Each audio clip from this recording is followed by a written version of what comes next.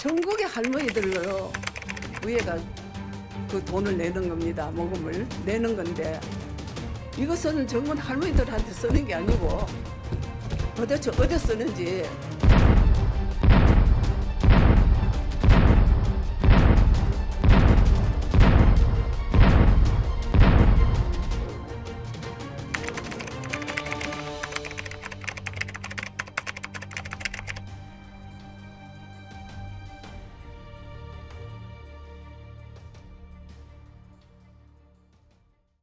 제가 앉아 있는 곳은 제주의 추사 김정희 건립관에 앉아 있습니다. 그 밖의 모습인데요. 어제 이용수 할머니께서 손을 떠시고 우시고, 사실 본 생방은 보지 못했지만 그 후 촬영이 끝난 후에 저도 그것을 보고 정말 너무나 가슴이 아팠고요. 정말 어떻게 해야 되나 쌍욕이 나옵니다. 그 정도로 울분을 참지 못할 정도로 정말 흥분을 해서 촬영을 제가 오늘 이렇게, 오늘 날씨가 좀 안 좋습니다. 그래도 촬영을 해서 하루 그 다음 날이지만 저의 이야기를 시작하도록 하려고 합니다. 제주는 고비하고 돈은 떼살이 받아 먹었습니다. 제주는 30년 동안 제주했습니다. 나는 억울하다. 30년 동안 팔려다녔다. 제목을 이렇게 줬습니다. 30년 동안 정대협, 정의협 의원이죠. 윤미향한테 팔려다녔다. 이런 내용의 기자회견을 가졌다고 볼 수 있겠습니다. 자, 내용 중에 할머니는 제주는 곰이 넘고 돈은 사람이 챙겼다. 정의기억연대 곧 정의연이가 할머니들을 이용했다는 주장을 반복하기도 했다. 또 위안부 문제 접근 방법을 바꿔야 한다고 변화를 촉구했습니다. 할머니의 내용은 다른 거 없고 계속 이용당해서도 안 되고 어쩌면 일본과 한국에 대한 이 두 나라의 이용 방법이 들어가서 친일, 반일 이따위 행동을 해서는 안 된다라는, 바로 잡겠다라는, 죽기 전에 바로 잡겠다라는 이런 내용을 인터뷰 하신 것 같습니다. 이용수 할머니께서는 하도 많은 또 좌파들이 문자니 뭐 신문 뭐 할 거 없이 또 지저대고 있지 않습니까? 이 할머니가 성형수술을 해서 92살인데 80까지 젊어 보인다. 또는 복부인이다. 의상이 명품을 둘렀다. 개똥 같은 얘기들을 계속 지저대면서 이 할머니의 가슴을 또 한 번 깎아내리고 쑤셔 비비고 있습니다. 할머니의 말씀을 한 번 더 읽어보도록 하겠습니다. 정신대책협의회는 공장에 갔다 온 할머니들이다. 그런데 공장에 갔다 온 할머니들 하는 것은 정신대책협의회가 할 수 있다. 하지만 공장에 갔다 온 할머니와 아주 더럽고 듣기 싫은 위안부는 많이 다르다. 공장에 갔다 온 할머니들은 공장에서 일했지만 위안부 할머니는 간대가 다르다. 이런 내용입니다. 정신대 대책 협의회만 정신대 문제만 하지 죽어가 무슨 권리로 위안부 피해자를 결국 위안부 이 말이 듣기 싫었던 겁니다. 지금 지저대고 있는 이야기 중에 위안부 니들이 좋아서 가서 몸 팔았잖아. 이따위 얘기나 돈 받고 갔잖아. 어디다 대고 이런 말을 함부로 합니까? 그러면서 30년 동안 할머니들 쭉 끌고 다니면서 돈 걷어가지고 허다못해 베트남, 우간다 이거 무슨 말 같지도 않은 이런 데 가가지고 돈 내놔라 뭐 내라 껌파리 하고 다니면서 그 많은 돈을 뜯어가지고 결국 뭡니까 이게? 그래놓고 이제는 한다는 얘기가 좋아서 갔잖아. 돈 받고 갔잖아. 어디 명품이나 드리고 복부인 주제에 이런 얘기를 합니까? 나이 드신 할머니 92살이 복부인을 하면 뭐 얼마나 합니까?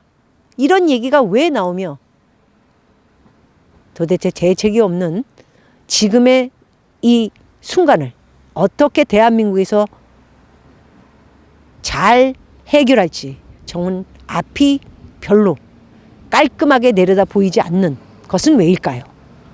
사실관계가 밝혀진 다음에 당의 입장, 개인의 거치 뭐 이런 것들이 다 되는 것이 순서다라고 생각합니다. 윤미향. 정말 윤미향이라 그러면 안 되고 뭐라고 욕을 확 그냥 전 국민이 지금 야단이 났습니다. 그런데도 팔짱을 끼고 들여다보고만 있는 더불어민주당. 이게 뭐하는 인간들입니까? 하다못해 어떤 인간들은 편까지 들고 있습니다. 할머니가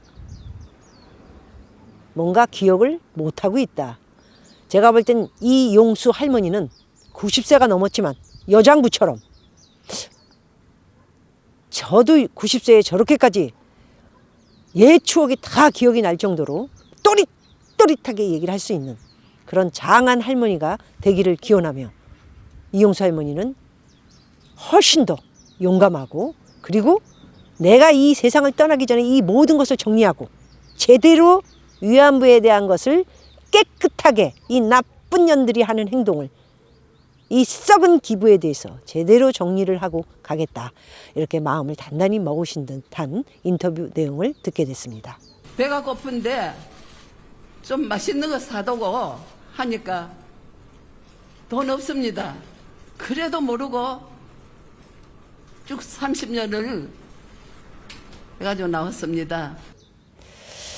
할머니 내용 중에 따라다니며 모르고 30년을 했다.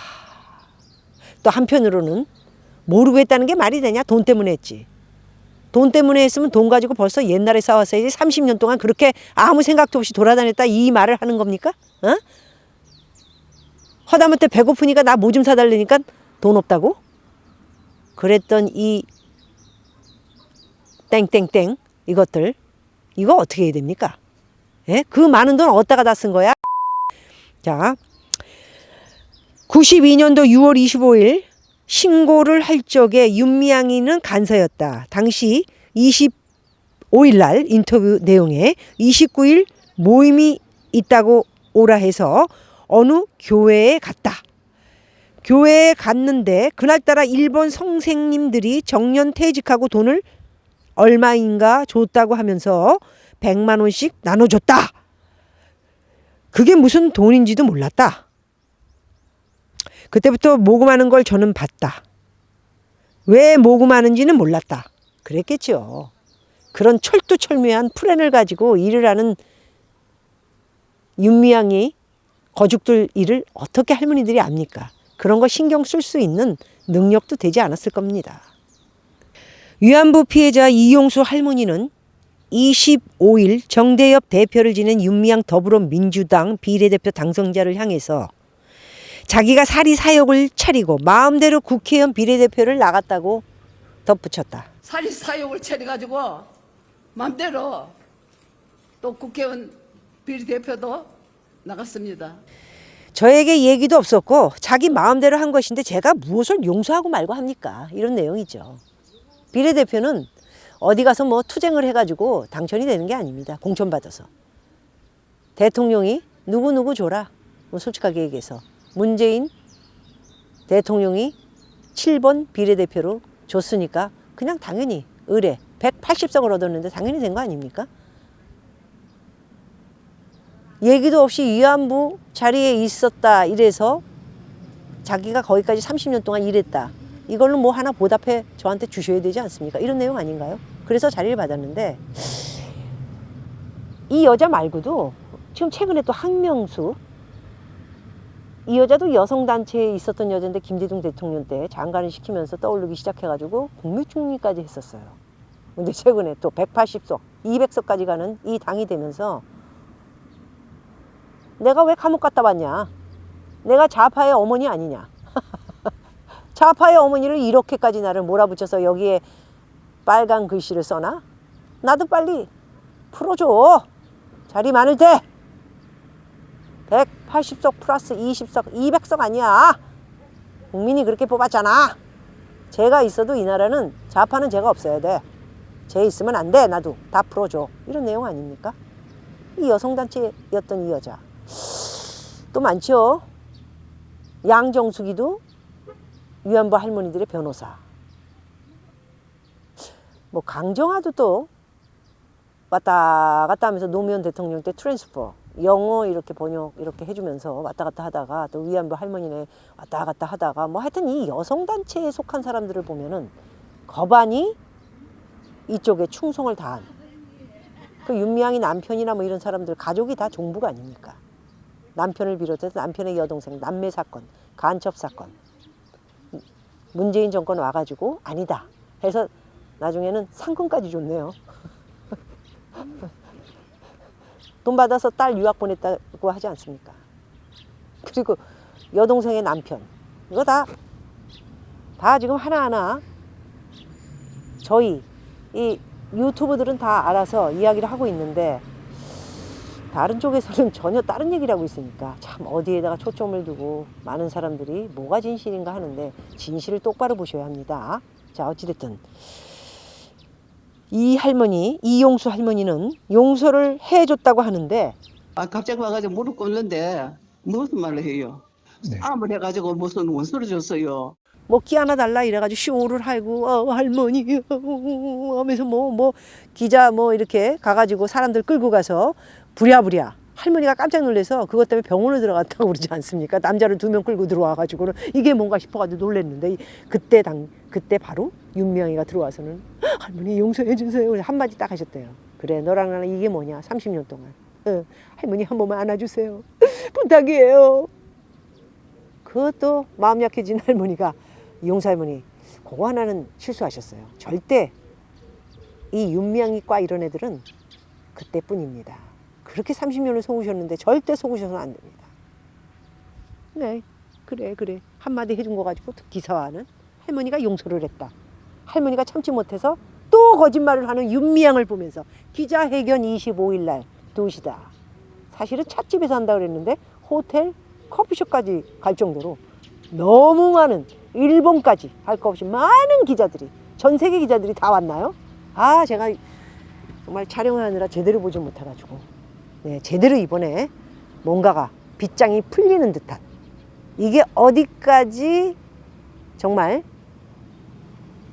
짜여진 냄새가 나는 듯한 어디까지 짜여진 내용인지 이거는 친일 반일이 아닙니다. 친일 반일 사건이 아니야.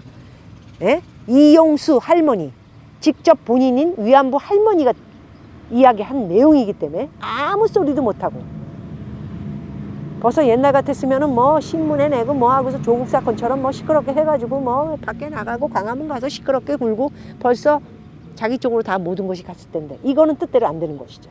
정말 이용수 할머니 대단하십니다. 자, 이용수 할머니는 모금을 왜 하는지도 모르겠더라. 생명 걸고 끌려간 위안부 할머니들을 정대협이 쭉 이용해 왔다. 끌려다니면서 사람들에게 돈 좀 주세요. 돈 좀 주세요. 이거죠. 할머니 쭉 앉혀놓고. 이것들의 장사가 이거 아닙니까? 위안부 할머니들 끌고 다니면서 여기 할머니들 앉아 있습니다. 지네들 돈 다 가져가고 지네들 필요한 거 월급 가져가고 용돈 쓰고 뭐 친척 뭐 유학자금 다 쓰고 인간도 아닌 인간도 아니야 진짜. 할머니들을 이용해서 그따위로 행동을 해놓고 뭐라고 그러면 우리는 성역 떠들어 이런 모습을 보면서 정말 한심하기 짝이 없고 대가리들이 전부 이거밖에 안 되는 한심한 것들이 이 나라를 지금 잡고 흔들고 있다는 게 정말 불안하기 짝이 없습니다. 하기야 뭐 그래도 좋다고 그 많은 국민들이 나가서 도장 다 찍지 않았습니까? 올 하반기 어떻게 되는지 지켜볼게요 제가. 자, 할머니는 제가 첫 번째 기자회견에서 이야기했듯이 너무도 생각지 못한 것이 더 많이 나왔다. 그것은 제가 생각하기에는 엄청난 일이라 이제 검찰에서 할 일이다. 이렇게 이야기를 넘기셨습니다. 엄청나게 나왔는데 그것은 다 검찰청에서 다 밝힐 겁니다. 오늘은 정말 가슴이 너무 아파서 저도 할머니의 저희 할머니 보는 것 같아요. 네, 이게 검버섯 이렇게 이제 나이 드시면 쌓이시고 그런 모습으로 두 손을 이렇게 합장할 때도 계시고 손을 이렇게 떠실 때도 있고 저도 이렇게 당이 떨어지면 손이 가끔 떨립니다. 얼마나 힘드시겠어요. 그런데도 92세신데 눈 똑바로 뜨고 내가 살아있을 때 모든 것을, 이 썩은 기부, 이 나라의 위안부를 팔아먹고 있는 이것들 제대로 한번 잡아보겠다. 이번에 죽기 전에 나 이제 하나 남았는데 뭐 20분 남으셨잖아요. 그 20분 중에 한 명, 이용수 할머니가 드디어 소리를 내므로써 이 썩은 뿌리의 기둥을 흔들고 있는 것이죠. 과연 이 이야기를, 이 슬픈 위안부 할머니들의 이야기를 어떻게 정리를 할 것인지, 검찰이 수사를 하더라도 뭔가 해서 소리나 그냥 넘어가 하면은 뭐 그냥 또 흐지부지 과연 될 것인지, 아니면 당당하게 검사들도 내가 옷을 벗을 망정 이 할머니들의 슬픈 사연은 제대로 잡고야 말겠다, 이런 생각을 가진 검사님들이 정말 제대로 수사를 해서 바로 잡아줄 것인지, 한 대한민국 국민으로서 이용수 할머니와 함께 두 눈 부릅뜨고, 제가 지금 조금 화장이 좀 안 좋습니다. 똑바로 지켜보겠습니다. 이용수 할머니 화이팅!